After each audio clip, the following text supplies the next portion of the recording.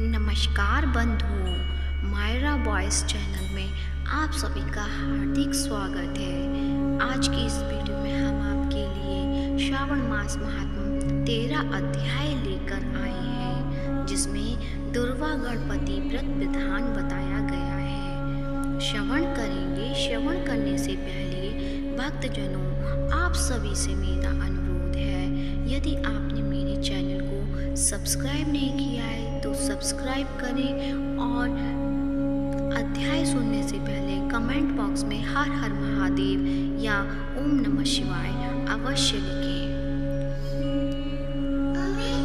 श्रवण करेंगे। सनत कुमार बोले, हे भगवान, किस व्रत के द्वारा अतुलनीय सौभाग्य प्राप्त होता है और मनुष्य पुत्र पौत्र धन ऐश्वर्य तथा सुख प्राप्त करता है। हे महादेव, व्रतों में उत्तम उस व्रत को आप मुझे बताएं। ईश्वर बोले, हे सनत कुमार, तीनों लोगों में विख्यात दुर्वा गणपति व्रत है। सर्वप्रथम भगवती पार्वती ने श्रद्धा के साथ इस व्रत को किया था। हे मुनि सत्तम, इसी प्रकार पूर्व में सरस्वती, महेंद्र, विष्णु, कुबेर, अन्य देवता, मुनिजन, गंधर्व, किन्नर, इन सभी ने इस व्रत को किया था। श्रावण मास की शुक्ल पक्ष की शुद्ध व महापुण्यदायिनी चतुर्थी तिथि को इस व्रत को करना चाहिए, क्योंकि उसी दिन सभी पाप समूह का नाश हो जाता है। चतुर्थी के दिन स्वर्ण पीठासीन स्थित एक दंत गजानन विघ्नेश की स्वर्णमयी प्रतिमा बनाकर उसके आधार पर स्वर्णमय दुर्वा को व्यवस्थित करने के पश्चात विघ्नेश्वर को रक्त वस्त्र से वेष्टित ताम्रमय पात्र के ऊपर रखकर सप्तभद्र मंडल में रक्त पुष्पों से अपामार शमी दुर्वा तुलसी बिलपत्र इन 5 पत्रों से अन्य उपलब्ध सुगंधित पुष्पों से सुगंधित द्रव्यों से फलों से तथा मोदकों से उनकी पूजा करनी चाहिए और इसके बाद उन्हें उपहार अर्पित करना चाहिए। इस प्रकार अनेक उपचारों से भी गिरिजापुत्र विघ्नेश की पूजा करनी चाहिए। इस प्रकार कहे सुवर्ण निर्मित इस प्रतिमा में मैं विघ्नेश का आह्वान करता हूँ, कृपा निधि पधारे। इस सुवर्णमय सर्वोत्तम रत्न जड़ित सिंहासन को मैंने आसन के लिए प्रदान किया था, इसलिए विश्व के स्वामी इसे स्वीकार करें। हे उमासुत, आपको नमस्कार है। हे विश्वव्यापिन, हे सनातन, मेरे समस्त कष्टों को आप नष्ट कर दें। मैं आपको पाक समर्पित करता हूँ। गणेश्वर देव, उमा पुत्र तथा मंगल का विधान करने वाले को यह अर्घ प्रदान करता हूँ। हे भगवान, आप मेरे इस अर्घ को स्वीकार करें। विनायक, शूर तथा वर प्रदान करने वाले को नमस्कार है। नमस्कार है।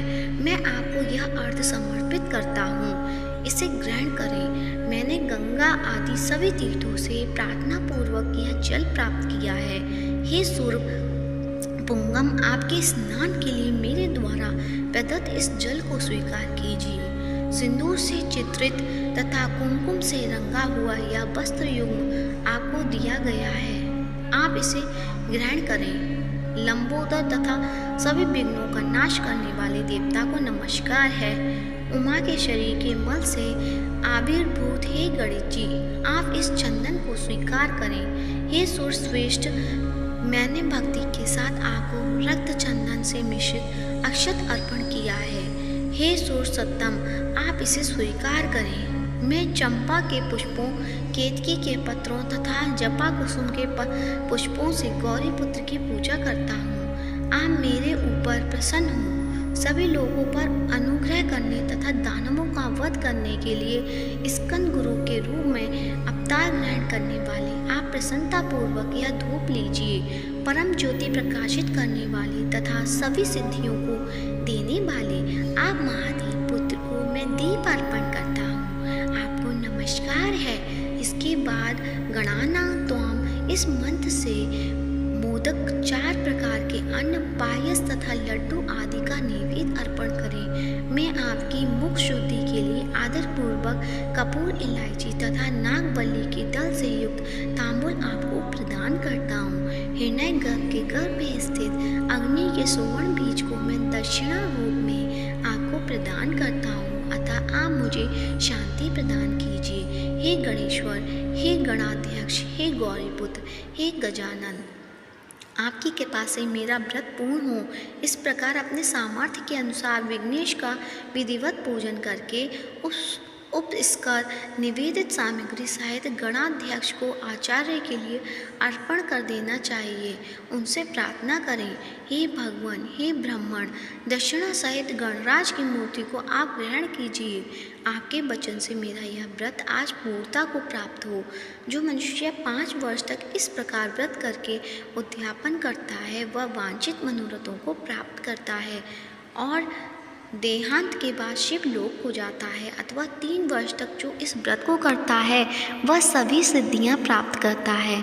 जो व्यक्ति उद्यापन के बिना ही उस उत्तम व्रत को करता है, विधि के अनुसार ही उसका जो कुछ किया हुआ होता है वह सब निष्फल हो जाता है।